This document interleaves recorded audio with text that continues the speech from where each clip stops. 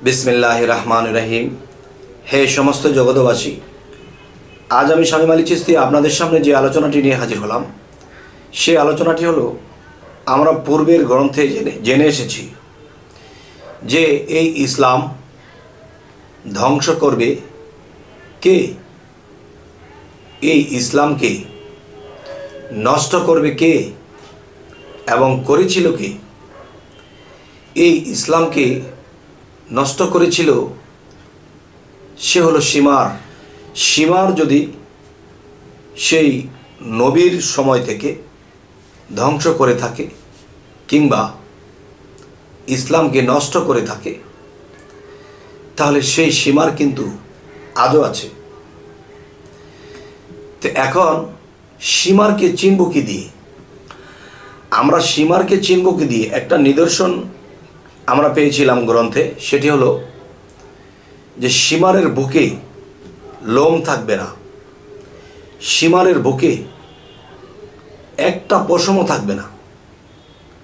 ताहले এই পৃথিবীতে যদি আমরা চলাফেরা করি, সমাজে চলি, শহর বন্দরে গ্রামে চলি, তাহলে কিন্তু সীমার যে বিষয়টি, যে বহু মানুষ এই বুকে পশম নেই, বুকে পশম নেই বলে তাদের কি সীমার বলা যাবে? আর তাদের দ্বারা কি ইসলামটা নষ্ট হবে? আসলে পৃথিবীতে অনেক আলেম আছে যারা ইসলামের পক্ষে, ইসলামকে বড় করার জন্য কথা বলে। দেখা যায় তাদের বুকেও লোম আছে কারো, আবার কারো টোটালেই কোনো লোম নেই, কোনো পশম নেই। তাহলে যাদের বুকে পশম নেই তারাও কিন্তু ইসলামটাকে জাগ্রত করার জন্য ওয়াজ করতেছে, মানুষকে ইসলামের পথে ডাকতেছে। তাহলে যার বুকে পশম নেই সে তো সীমার, তার দ্বারা ইসলামটা নষ্ট হবে। তাহলে আসলে যাদেরকে সীমার বলি, সীমারকে চিনব বুকে লোম নেই বলে, তবে এই কথাটি তো মানা যাচ্ছে না, প্রমাণ হচ্ছে না। পৃথিবীতে অনেক আলেম আছে তাদের বুকে একটা পশমও নেই। তাহলে আমরা কি বুঝবো? তাহলে আমরা কি বুঝবো যে সীমারের বুকে লোম নেই, পশম নেই? তাহলে সেই সীমারকে আমরা কি করে চিনব?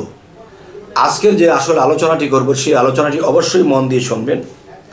দেখেন যে এই ইঙ্গিতটা কোথায় করেছে আর মানুষ কোথায় বুঝতেছে, এই বোঝা কিন্তু এখনো অনেক মানুষেরই হয়নি। তাই যাদের বোঝা হয়নি তাদের জন্য আজকের এই আলোচনা।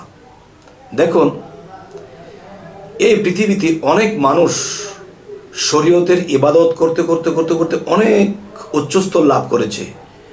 তরিকতে, মারিফত, হাকিকতের দেশে কোনো মানুষ সাধনা করতে করতে আল্লাহ পর্যন্ত অনেকখানি পৌঁছে গেছে।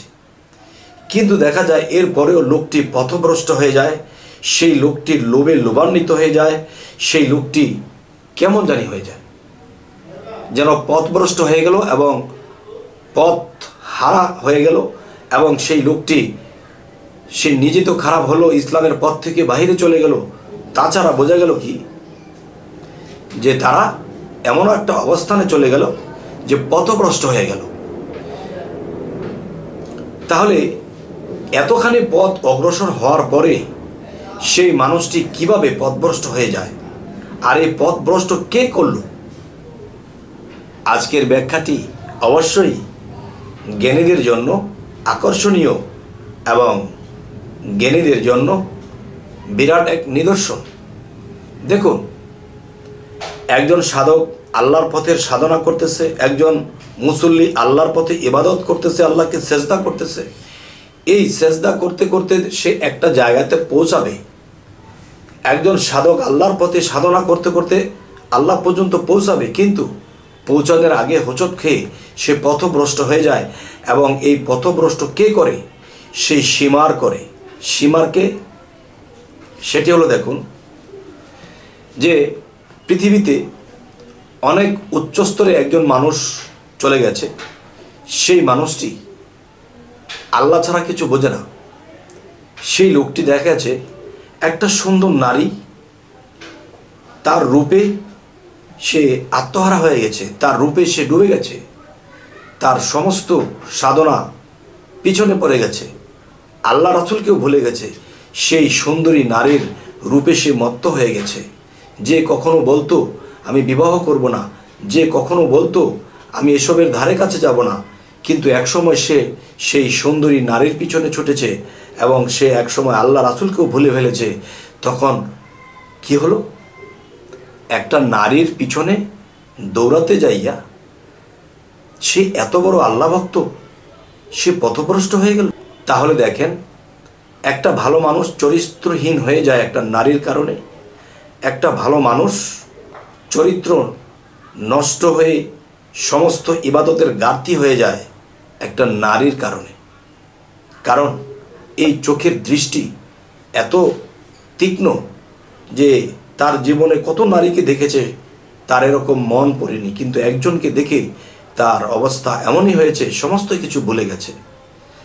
তাই আমি বলতে চাই, হে সমস্ত জগতবাসী, যে আমি কিন্তু একটু আগে একটা কথা বলেছি, পৃথিবীতে অনেক আলেম আছে, অনেক বুজুর্গ আছে, অনেক কামেল মুর্শিদ আছে, এদের বুকে পশম নেই। তারা তো ইসলামকে নষ্ট করছে না, এরা তো ইসলামকে আরও জাগ্রত করছে। কিন্তু বুকে পশম নেই বলেই তাকে কি সীমার বলা যাবে না? তাহলে সেই সীমারটি কে যে ইসলামকে নষ্ট করবে, পথভ্রষ্ট করে দেবে? সেই হলো একটি নারী। একটি নারী মানুষকে পথ বিচ্যুত করে দিতে পারে। তাহলে একজন নারী কি সীমার? দেখেন, আমাদের ধর্মে বেশিরভাগই চাপা দেওয়া হয়েছে কথা, ফুটাস করেনি, জ্ঞানীরা এখান থেকে বুঝে নেবে। যেমন সূরা হামিমের মধ্যে বলা হয়েছে, কিতাবুন ফুসসিলাত আজাতু কুরআনান আরাবিয়ান, এই এক গ্রন্থ আরবি কোরআন রূপে অবতীর্ণ, এর বাক্যসমূহ জ্ঞানীদের জন্য। তার মানে এই কোরআনটা সকল স্তরের লোকেদের জন্য নয়, জ্ঞানীদের জন্য নিদর্শন। আর এখানে কি জ্ঞানটি লুকিয়ে আছে? এখানে যে জ্ঞানটি লুকিয়ে আছে সেটি হলো, দেখুন,